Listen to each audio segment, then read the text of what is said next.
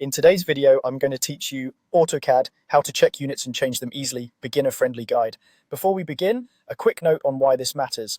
Units control how your drawing measures and displays distances, and they determine how blocks and external content insert into your file. Getting them right helps you avoid misscaled drawings, mismatched dimensions, and confusing measurements.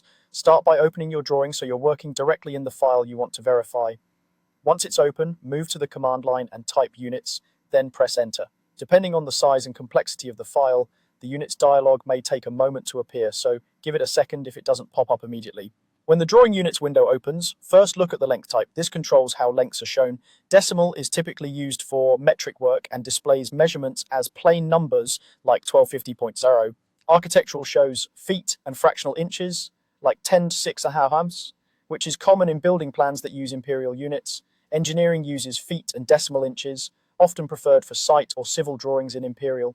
Consistency is key. Pick the format that matches your project standards and how your team expects to read dimensions. Changing the length type affects how values are displayed, not the actual size of your geometry, so it won't stretch or shrink anything, it just changes the format you see.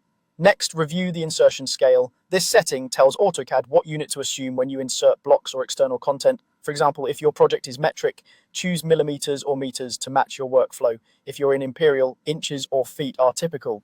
Matching this to your drawing standard helps blocks come in at the correct size.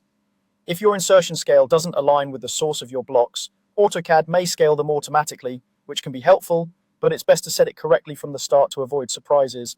If you need to make changes, select the appropriate length type from the drop-down and choose the correct insertion scale that matches your project's unit system. Confirm your selections to apply them. That's all there is to it. To recap, open your drawing, run the units command, verify the length type so your measurements display correctly, and set the insertion scale so blocks insert at the right size. These quick checks prevent unit conflicts and keep your workflow smooth. If you're working with files from different sources, make a habit of checking units as soon as you open a drawing. It's a small step that saves a lot of time later.